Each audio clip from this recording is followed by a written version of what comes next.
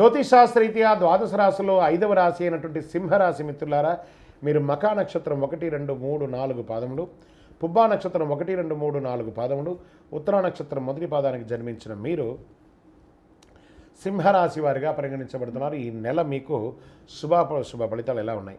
సింహరాశిపతి అయినటువంటి శని భగవానుడు 7వ స్థానంలో సంచరిస్తూ ఆ తర్వాత 8వ స్థానంలోకి వెళ్తున్నాడు. చాలా కష్టంగా, కొంచెం ఈ నెల మిశ్రమంగా ఉంటుందని కూడా చెప్పచ్చు. భాగస్వామ్య విషయంలో పార్ట్నర్షిప్లో గొడవలు వచ్చే అవకాశాలు ఉన్నాయి. భార్యాభర్తల మధ్య సఖ్యత లోపం వచ్చే అవకాశాలు ఉన్నాయి. ఇది కొంచెం అన్నదమ్ముల మధ్య కొంత ఘర్షణ వాతావరణం అక్కచెల్లెల మధ్య ఏర్పడుతుంది. వివాహితులు ఎవరైనా వివాహం కాని వారికి పెళ్లి సంబంధాల కోసం చూసిన వాళ్ళకి కొంచెం పోస్ట్పోన్ అవుతుంది. విద్యార్థులు చాలా కష్టపడాలి. అగ్రిమెంట్ విషయంలో చాలా జాగ్రత్తగా రాసి చూసి వేయండి, లేకపోతే మోసపోయే అవకాశాలు ఉన్నాయి.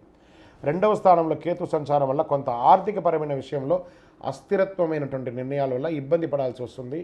మనీ ఫ్లోటింగ్ ఈ నెల కాస్త తగ్గుతుంది. వాహనాలు కొనేటప్పుడు కానీ భూమి కొనేటప్పుడు చాలా జాగ్రత్తగా ఉండండి. ఉద్యోగ అవకాశాలు మాత్రం వస్తున్నాయి, కలిసి వస్తున్నాయి. తీర్థయాత్రలు చేసే అవకాశాలు ఉన్నాయి. ఈ నెల ఆధ్యాత్మికంగా పెరుగుతారు. వాహనాలు నడిపేటప్పుడు చాలా జాగ్రత్తగా ఉండాలి. సింహరాశి మిత్రులారా, ముందేమి కోపం ఎక్కువ. ఆ సమాజంలో తిరిగేటప్పుడు కాస్త జాగ్రత్తగా ఉండాలి. ఆహార విషయంలో చాలా జాగ్రత్త ఉండాలి.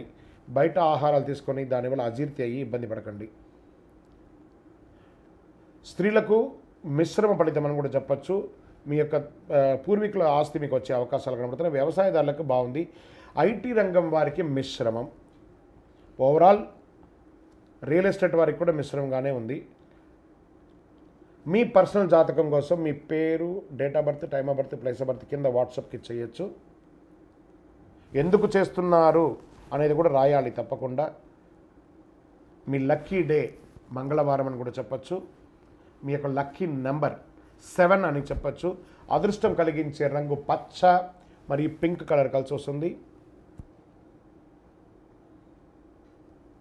తూర్పు దిశ ప్రయాణాలు మీకు చాలా అనుకూలంగా ఉంటుంది. చంద్రాష్టమం మార్చి 10/3/2024 8:40 రాత్రి నుండి 12/3/2024 8:29 రాత్రి వరకు చంద్రాష్టమం ఉంది.